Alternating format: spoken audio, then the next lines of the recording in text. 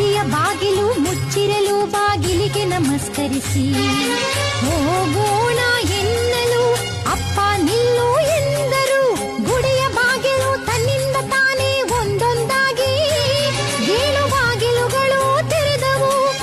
ಒಳಗೆ ಚಂದ್ರವ್ವ ತಾಯಿ 7 ಹೇಳಿ ಸರ್ಪಿನ ಮ್ಯಾಲ ಕುಳಿತಿದ್ದ ಕಂಡೆ.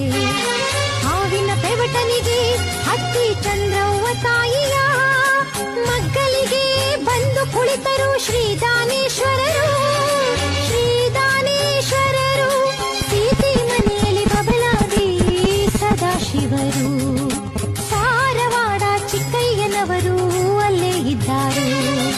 ಧ್ಯಾನ ಮಾಡುತ್ತಲೊಮ್ಮೆ ಶ್ರೀದಾನೇಶ್ವರರ ಕಂಡೆ.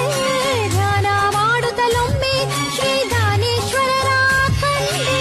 ಸೀತಿಮನಿ ಚಂದ್ರವ್ವ ತಾಯಿ ಗುಡಿಗೆ ಹೋದೆವು. ಗುಡಿಯ ಬಾಗಿಲು ಮುಚ್ಚಿರಲು ಬಾಗಿಲಿಗೆ ನಮಸ್ಕರಿಸಿ ಹೋಗೋಣ